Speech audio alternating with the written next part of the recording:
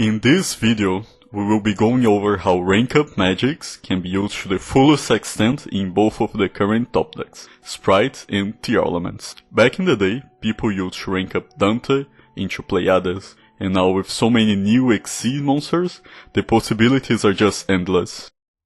For the Spright side, we will be focusing on rank up magic quick KOs, which can be sorted through 7th Ascension, and lets us rank up number 65 Gymbuster into number C65 King Overfiend.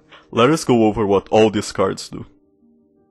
7th Ascension is a normal spell that lets you either add or place on top of your deck a card that's either a Variance or 7 spell or trap, or a rank up magic quick play spell card. It also has a Graver effect that doesn't really come up, but has the same activation requirements as Shadow Fusion if you want to use materials from the deck. All that's useful about this card is that it searches rank up magic quick KOs. While Zexal Construction also lets you do so, it's not so good because it's a -1 in card advantage. Rank up magic quick KOs is just a quick play rank up spell. It cheats out a number monster by special summoning a number C monster that is 1 rank higher straight on top of it and then transfers its XYZ materials over. While being a quick play gives it a ton of cool applications, it's less useful due to not being as versatile as other rank up spells, like rank up magic Astral Force, but we'll take what we can get. Next up we have number 65 Gymbuster. This is a rank 2 XE monster which takes 2 level 2 dark monsters to be made. Its effect lets you detach 2 materials from itself to negate a monster effect and then burn your opponent for 500. Gymbuster is already often a part of Spright hand boards, as it doubles as both interruption and something to shield you from monster type hand traps on gigantic Spright. At last, we have number C65 King Overfiend. What many people don't know about Gymbuster is that the really busted part is in its ranked up form. When King Overfiend has Gymbuster underneath it as XYZ material, it passively prevents effect monsters your opponent controls from activating their effects. While the controls part does make this lock less formidable than something like an Amano Iwato, since it won't prevent Graver effects or even hand effects from going off, it does give you what is essentially a skill drain, but way better and on a body. So the idea is pretty simple. You just summon Gymbuster as often as you do with your Spright plays, and then set up the quick play rank up spell so that you can turn it into a number C65 during the opponent's turn after you use up your Gym's negation. It is on a pretty weak body, but it's nothing a foreign language Spright Pixies can't solve.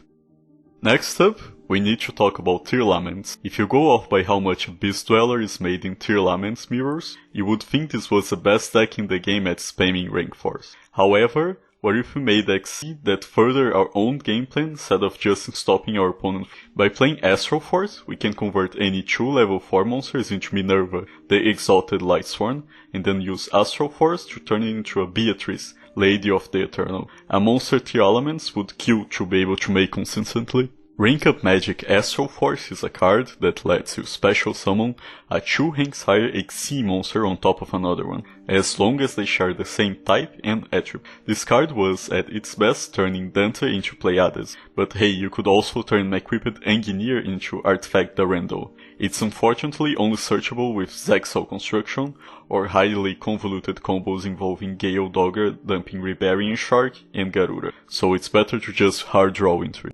Minerva is a rank 4 light fairy monster which unfortunately was a prize card, which was needed if you wanted to play light swans competitively back in the day. People complain about Perla Reino being about $100 each, but this was easily a 1k card back in the day. In any case, it mills 3 cards by detaching a material, and also mills 3 if it gets destroyed by the opponent. It's Merlee on a rank 4, which also happens to turn into Beatrice, Lady of the Eternal is a rank 6 light fairy whose only effect that is relevant outside of BA decks is being a spell speed to send any card from your deck to the grid. If Foolish Barrel being limited to this day didn't tip you off, yes, this effect is pretty. Never again can you complain about your mills being shit with this out, as you just get to send whatever you need instead. They did ban the best thing to Foolish this in the game, but sending Tearlaments names is probably good enough. And yeah, that's how it goes. Summon Minerva and pray you mill good, like we were doing regular Tearlament plays, and then rank up into Beatrice with Astral Force and consider what you send now that you just mill 3 random spells. You even get to do it again during the opponent's turn as well,